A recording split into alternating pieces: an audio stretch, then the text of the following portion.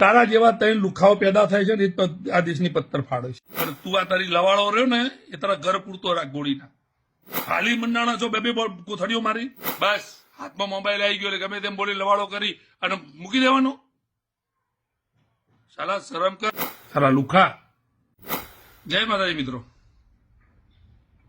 એક video social મીડિયામાં હમણાં ફરે છે. કોઈ ભાઈ છે એવું કહે છે કે પોપટભાઈ, મહિપતસિંહ, મેહુલ બોગરા, ખજૂરભાઈ આ બધા સ્વાર્થી છે. એ સ્વાર્થ માટે થઈને બધું કરે છે. પબ્લિક મૂર્ખી છે, આવા લોકોને સપોર્ટ કરે છે. એ ભાઈને મારે એક મેસેજ આપવો છે કે ભાઈ સ્વાર્થ વગર તો દુનિયામાં કોઈ નહીં રહેતું. એમને તું એવું કહેવા માંગે છે કે એમને સોશિયલ મીડિયામાં એડવર્ટાઇઝની આવક કરવા માટે થઈ એના બધા કર્યું છે.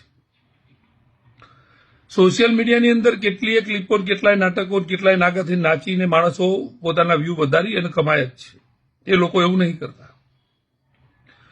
એમને કદાચ 5-25 રૂપિયા સોશિયલ મીડિયામાંથી ઇન્કમ થતી છે ને તો પણ એ સારા કામમાં, સારા છોકરાઓ, ભાઈ જેવા લોકો અને પોપટભાઈ જેવા લોકો, ખજૂરભાઈ જેવા લોકો કદાચ સારા કામમાં વાપરે જ છે. સોશિયલ મીડિયાની ઇન્કમ કમાવી એ કઈ કોઈના રોટલો, કોઈના મોઢામાંથી કોળીઓ કાઢી લેવાનું કામ નથી. અરે તું આ તો કરી જો, તું કર ને ભાઈ. તું આ સ્વાર્થ માટે થઈને 5 માણસનું સારું કરી જો, તારા સ્વાર્થ માટે થઈને કરી જો. અમે તોય તારા સપોર્ટમાં છીએ. તારા જેવા ત્રણ લુખાઓ પેદા થાય છે ને એ આ દેશની પત્તર ફાડે છે કે તમારે કંઈ કરવું નથી. જે કરે છે ને એનું કંઈ સારું ના બોલી શકો તો શું મૂંગા મરો. ખજૂરભાઈએ કેટલા લોકોને ઘર બની આપ્યા, કેટલા લોકો એવા હતા કે જે આ પરિસ્થિતિમાં ઉનાળો, શિયાળો, ચોમાસામાં પોતાના ઝૂંપડામાં રહી નતા શકતા એવા લોકોને પોતાના મકાન બની આપ્યા. ભાઈ 2500 છોકરાઓના, દીકરાઓના ભવિષ્ય બદલવા માટે થઈ અને રાત દિવસ મહેનત કરે છે.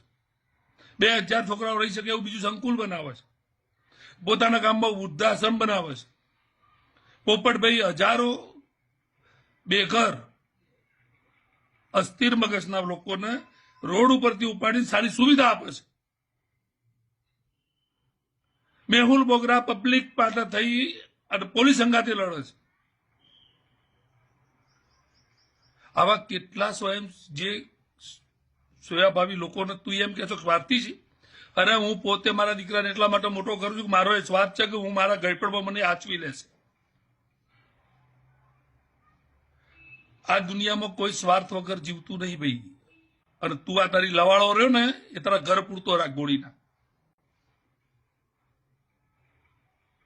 તારું એડ્રેસ ને ફોન નંબર આપ, હું તને રૂબરૂ મળવા આવું ત્યાં અને તને સમજાવું સ્વાર્થ શું છે. આવા લોકોને તું સ્વાર્થી કહે છે કે જે બીજાઓ માટે જીવે છે. હાલી મંડાણા છો, બે કોથળીઓ મારી. તારી ઓકાત હોય તો તું સેવા કરને, કોણ ના પાડે છે તને? તું સ્વાર્થી બન. તું સ્વાર્થી બનીને 10 માણસનું સારું કરતો હોય ને તો અમે તૈયાર છીએ તને સ્વીકારવા, તને મદદ કરવા, તારા અંગાથી રખડવા. બસ હાથમાં મોબાઈલ આવી ગયો એટલે ગમે તેમ બોલી લવાળો કરી અને મૂકી દેવાનો. સાલા શરમ કર. તું જે બી હે પેલા તારા બાપને પૂછજે, તારો મને પેદા કર્યો એમાં કઈ તારો સ્વાર્થ હતો એવું પૂછી લે અને પછી વિડીયો બનાવજે. સ્વાર્થી હે સાલાઓ. આ બધા દેવતાઈ અવતારો છે કે જે બીજાના માટે જીવે છે.